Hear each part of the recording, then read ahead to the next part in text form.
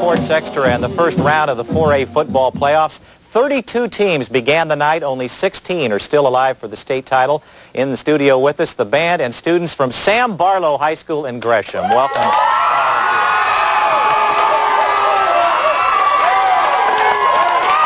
Well, let's start with the top-ranked team from Glencoe. The Crimson Tide, a perfect 9-0 for the regular season, faced Jefferson, the fourth-place team in the PIL. We've called this name a lot this year. His name is Ben Petrick. The Crimson Tide running back busted it up the middle for 45 yards in the score, and Glencoe took a 7-0 lead at Civic Stadium. The run set up the pass for powerful Glencoe. Kevin Bickler to number 28. Sorry, we don't have the name. The 10-yard touchdown reception, that made it 14-0 Tide. Jefferson with one bright spot tonight, a great pitch from Chaz Moore to Antonio McKinney. The option burns the Glencoe defense for 55 yards, but that's about all the celebrating for Jefferson. Glencoe would come right back, and this time Kimo Aruda sprinted 15 yards for the score. Number 1 ranked Glencoe rolls to a 35-6 win over Jefferson. Well, as always, we check with Jerry Murphy down in the valley, so let's see what's going on down there.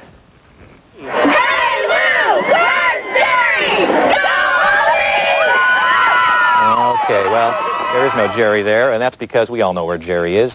He's down south covering another important football game, the University of Oregon game, Palo Alto. The Ducks against Stanford tomorrow, so let's go down to the valley without Jerry to Sprague High School.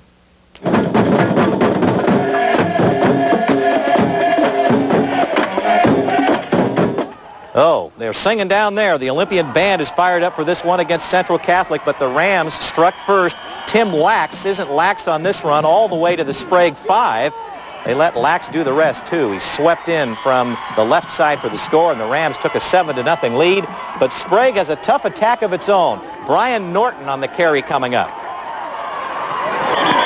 And from there, place kicker B.R. Cook knocks home the 27-yard field goal. And Sprague of the Valley League beats Central Catholic, a barn burner tonight. The final score, 10-7. So let's check the playoff brackets and who is going where. Oregon City against Redmond tonight, and as you see, Redmond won that game 27-7. So Redmond will advance, and Redmond will play Sprague, the 10-7 winner over Central Catholic. Other scores in that bracket: Sheldon defeating South Medford 14-7 in overtime. So Sheldon will face top-ranked Glencoe, which, as we showed you, beat Jefferson, I should say, 35-6. So we've made our first run through one corner of the bracket. 3 brackets left to go. It's the playoffs, and Sports Extra continues with Barlow after this.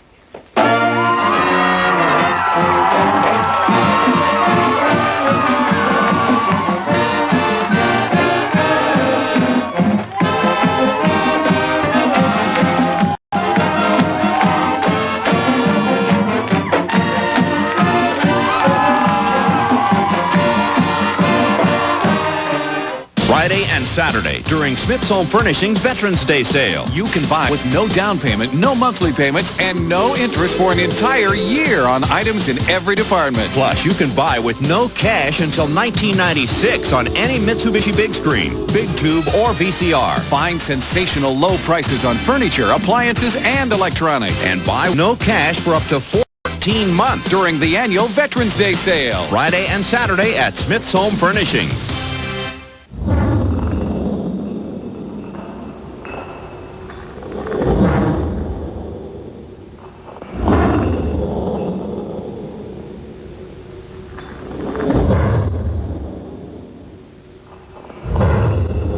Some people think it takes major remodeling to make your home power smart, when actually, changing a light bulb will help a lot.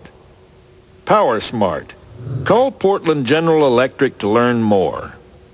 Northwest winters can make driving a real challenge. So now's the time to get into G.I. Joe's to get what you need to keep your car or truck running smoothly. Headlights, wiper blades, antifreeze, and more. Right now, Valvoline motor oil is just $1.04 a quart. STP gas and diesel treatments are 88 cents each. And gum-out engine cleaners are just $1.97 each. And remember, Joe's people know automotive, so they can answer your questions and help you find what you need fast. So get into G.I. Joe's now, and you'll be ready for whatever hits this winter. When Buck Williams got a new Explorer from Damer Beaverton Ford, his neighbor Bob Healy just had to have one too. Now, Buck and Bob might compete among themselves, but neither had to compete at Demeraux. You see, with our exclusive only price, there's never any haggling. The lowest price is posted right in the window in the first place. So whether you're Buck, I hope you brought an army, or Bob, my day, pal. you'll save at Demeraux Beaverton Ford. It's the only place with the only price.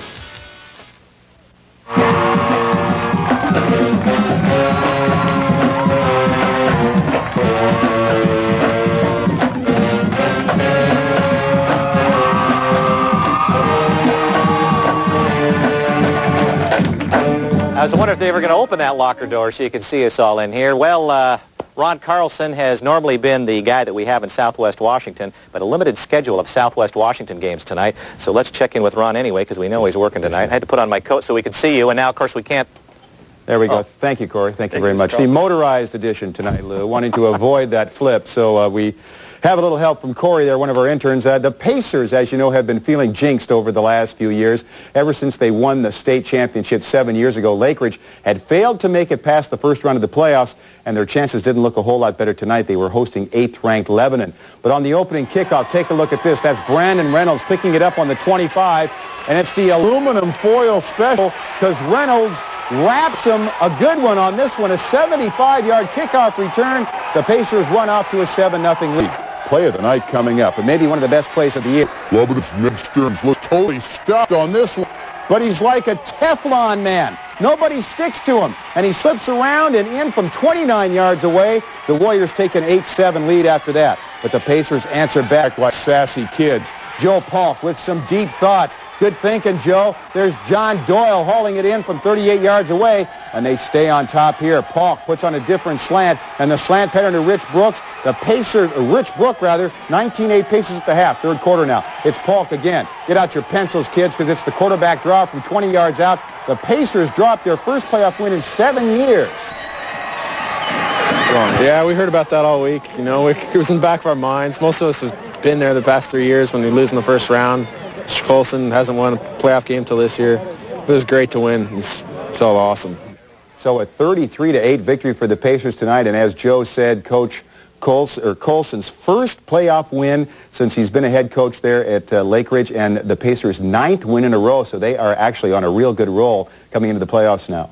And they need to be that way, too. Okay, thanks, Ron. Sure. We'll let you wheel on out of here. Actually, you can't escape the flip that time. Okay, let's move on to other things now. Where did I put it? Right here. Okay, Gresham. 5 undefeated teams in the 4A ranks this year, including Gresham, the Mount Hood champs. Beaverton put a scare in the Gophers tonight on their home turf, and they did it early with special teams. Chris Luman took the punt, found a lane down the sideline. Goodbye for him. The play went for 70 yards all the way to the Gresham 1-yard line. They finally caught him. Then from there, Max Brown punched it in for the touchdown. Beavers won up early, 7-0. Gresham bounced back behind their leading rusher, Jerry Humphreys. He powered through the Beavers' defense for the Gopher first down. The Beavers finally hauled him down. And take a look as Gresham carried out the play fake to perfection. Watch the fullback, Brian Smith, doesn't have the ball. Fullback Mike Streb does. He scored on the keeper. Gresham over Beaverton, 12-7. A rainy night all over. That's the bell tower at Franklin High School, where the fans tried to keep dry, and the PIL tried to break a 4-year playoff drought. The rain did not stop the Quakers, though. Adam Perkins found an opening up the middle for the score. Franklin tied it at 7 apiece.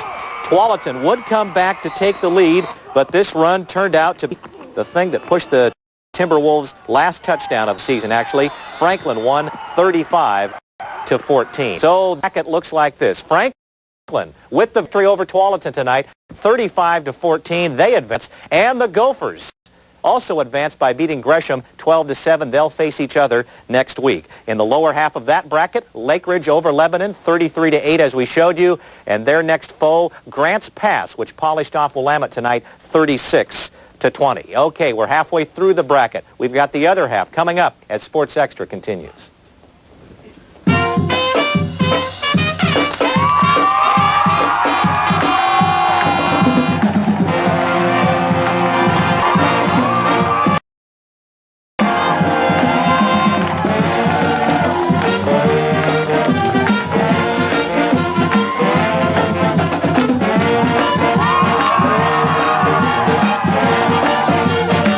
This weekend before the game, take a look at the license plate holders in the parking lot. It's incredible how many people cars and trucks from us at Damerow, Beaverton Ford. In fact, more people buy Damerow than from any other single dealer in the entire Northwest. People come from hundreds of miles because we always clearly mark every new Ford with our absolute lowest price. The only price. It's the lowest price you'll find anywhere. We have the largest selection of new Fords in the entire Northwest. So come see us at Damerow, Beaverton Ford. Damerow. Oh, where the Northwest shops for Fords.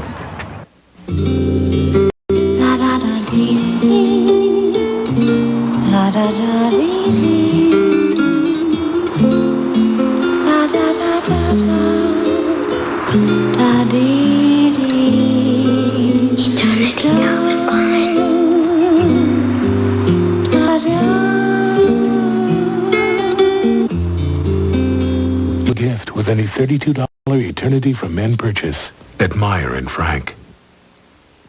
KATU and GTE MobileNet, bringing you the news first with First Look Video, only on Channel 2. Know what? My skin's not only clean, it feels really smooth. And not just because she's a girl. It's because I use Zest. She knows lots of stuff. Zestfully clean. Soap leaves a film on your skin, but Zest rinses clean away, so your skin feels smoother than soap. Zestfully clean. The sooner you start, the smoother you'll feel. I'm waiting. Fully clean unless you're zestfully clean. Feel smooth.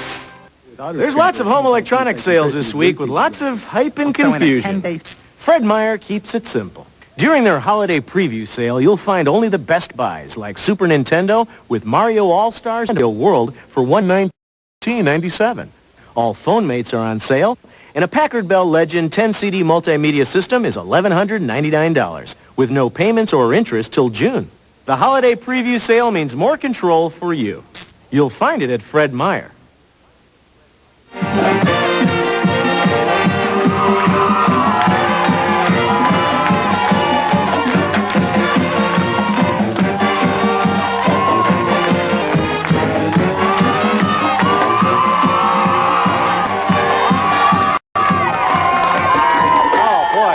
I just feel so young in this crowd here. Okay, let's get on with things here. It's that very special time of the show when we meet. Me. And? Daniela. Okay, Daniela, why don't you read the first two lines? Okay. Sports Extra is brought to you by Damerow, Beaverton Ford, G.I. Joe's, Pacific Office Automation, and Fred Meyer. She obviously can't count. She read them all. She read all the lines. That's okay. That's okay. You did a very good job, and so far, you're the only person that's done that who's never gotten applause. And you're not going to let that go without applause, are you? Okay, very good. Here, you can have the hat. I was going to give you these fine Channel 2 nail clippers, but since you read too many lines, I'm going to give it to Tiffany, who was going to read the second lines, and mainly because your fingernails are longer than hers, okay? Okay, let's move on to how your school did tonight. I know, it wasn't so hot for you. I'm sorry. The Barlow Bruins were at home tonight, hosting a team that has been hot and cold this year, and tonight, unfortunately for them, that team turned out to be hot. The West Lynn Lions. Cade McNown leads the West Lynn offense. McNown to Jake's own, the screen pass. This turned into a big gainer, 18 yards for a first down. Despite the slop tonight, McNown hit Eric Berg for 8 yards. That pushed West Lynn to the 1-yard line, and McNown took it the rest of the way himself. 28-7 West Lynn in the third quarter.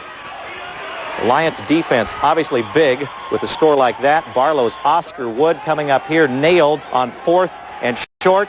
And when it's working, even the broken plays work. The flea flicker, Ben Vade scoots 20 yards. That led to a field goal, and West Lynn won 34-7. The PIL has not won a playoff game since 1990. We told you already about Franklin's big victory earlier, and undefeated Wilson hoped to make it 2 teams winning tonight. The Trojans up early over Hillsborough at the stadium, but the Highlanders cut the lead when Jason Miller found Arlo Gomes for the touchdown, 7-6 Wilson. The Trojans have lots of weapons. Halfback Aaron Rudishauer stumbled at the line, but kept his balance all the way to the end zone. Wilson went up 13-6 in the second period. And this turned out to be the big play of the game, or one of many, actually. Trojan quarterback Jermaine Thompson to Nathan Lundby. How did he get so wide open? Wilson 20, Hillsborough 6. Hillsborough used a big play of its own, though. Jason Miller, this time he tucked it under and managed to slip into the end zone. Hill High within 2 points. The Trojans struck back in a hurry, though. Thompson to William Holloway. He slipped a tackle for a 35-yard touchdown. Trojans led 26-18. Then Wilson coughed up the football. Jason Miller picked up the loose ball and fell just short of the goal line. Hill High would punch it in, but they fall short in the end. The PIL jinx is over. Wilson, won again, will have the score in a second. Ben traveled all the way to Canby and ran into trouble early. The Cougars, number 21, Jeff Scott, picked off the Lava Bear pass.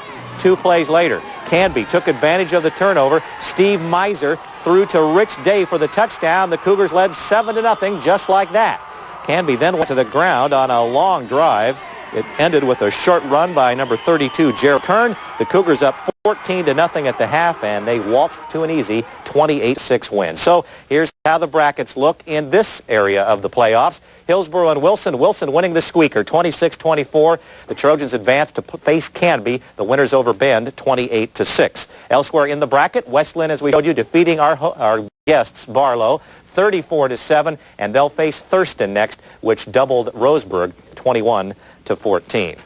Jesuit finished the regular season at the number 2 team in the Metro. Benson wound up 3rd in the PIL, and tonight those two teams squared off. The Crusaders opened up the passing game early. Nick Fisher to Chris Bernards in the rain, and he got it anyway. This helped set up a short run by Aristotle Thompson. Boy, we've called that name a lot this year because this is his 20th touchdown of the year. Jesuit added a field goal by number 42, Mark O'Neill. Crusader 10-6. Benson kept this one close. Quarterback Sean Overton hooked up with Tahid Germany for the long touchdown. Techman down 10 seconds after 3, but it wouldn't be denied in the 4th. Watch the spike tackle. Jesuit up 16-6. Then it was Brent Davis's turn. He rumbled all the way to the 1 before he slipped on the wet grass, and then Davis took it home from there. Jesuit pulled away from Benson 30-6. In Silverton tonight, those Silver Foxes were hosting McKay, the co-champions against the Valley League, the team that led the state this season in the fewest points allowed. The Silver Foxes aren't shy on Friday night either. They know where the cameras are, and they found them, and they seem to know where McKay was all night, too. That Silverton defense holding the Royal Scots to just 106 yards total offense for the game. The Foxes proved a little more slippery. Andy Lichty hauled in the punt for the slip and slide return. Nice bit of running through the slop. By the 3rd quarter, it was tough to tell which team was which with the mud. That set up this. Now you don't see him, now you do. That's quarterback Michael Purdy keeping it for himself, 17 yards. Silverton has a 20-13 lead. They keep it. McKay trying to get the equalizer, but the desperation pass from Brian Saucer to Scott Putnam falls incomplete right in front of us. McKay knocked out of the playoffs in the 1st round for the 5th straight year, and Silverton, in its 1st year in the 4A division, is on to the 2nd round. Here's who they will face. Silverton will meet Pendleton. Pendleton shut out Sandy 38-0, and as we showed you, Silverton over McKay. In the other half of the bracket, Jesuit beating Benson 30-6, and they'll tackle Marshfield next. Marshfield winning 20-19. Well, we're almost all the way home, and when we come back, Barlow will play, Barlow will cheer, and we'll have more highlights after this.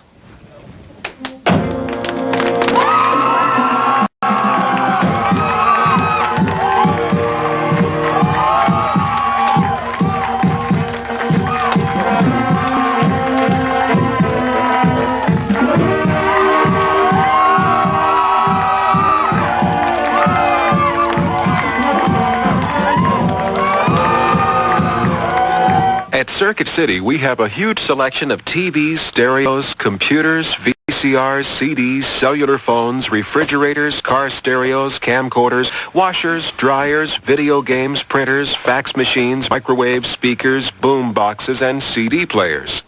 All sold at guaranteed low prices. The only problem is, we're not open yet.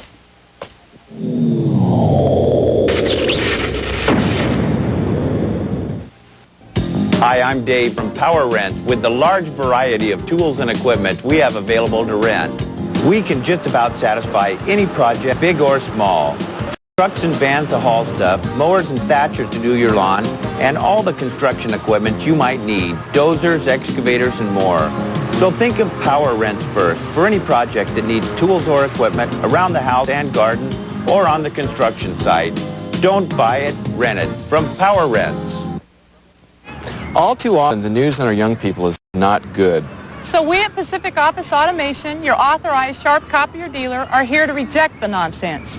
Maybe good news isn't as exciting as bad news, but we see good kids quietly making good news every day. That's why Pacific and Sharp commit time and resources to young people. Getting involved with our schools adds to the quality of life in our community. You can get involved too. You can make a difference. Call your local schools, get involved. Northwest winters can make driving a real challenge. So now's the time to get into G.I. Joe's to get what you need to keep your car running smoothly. Headlights, wiper blades, antifreeze, and more. Fashion Magic seat covers are $69.96. Power Plus 40-month batteries are $27.99. And Security White Star tire chains are $59.99. And remember, Joe's people know automotive, so they can answer your questions and help you find what you need fast. So get into G.I. Joe's now, and you'll be ready for whatever hits this winter.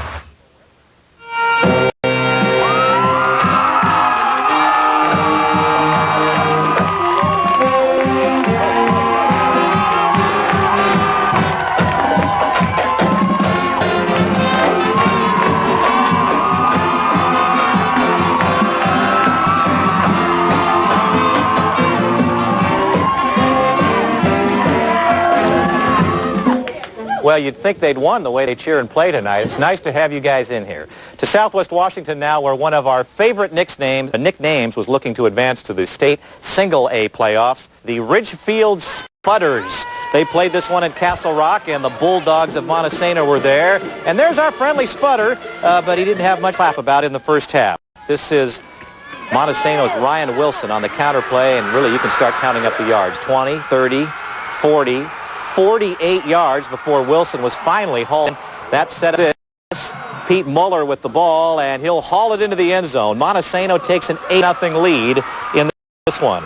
And they doubled it coming up. A 4-yard score for Montesano. 16-0 Bulldogs. Ridgefield looking in trouble in this one. And it looks worse after this. Brian coming up to Wilson again on the quick hitter. And Wilson will take it in this time. 73-yard score. Montesano makes Ridgefield sputter tonight. Bulldogs 48, Ridgefield 24. Up in the Seattle area, an win for Kelso. The Highlanders will advance to the next round of the playoffs after knocking off Kentwood, a pretty strong team from the Puget Sound area, and frankly, many people thought Kentwood would win that one, so now they're learning about Southwest Washington, 27-15 for Kelso. And believe it or not, we've worked our way through the first week of the playoffs. Most of the 3A games are tomorrow. That's why there aren't any 3A scores with you tonight. We'll see you next week on Sports Center. And when our remaining time, let's listen to that Barlow band. See you next week.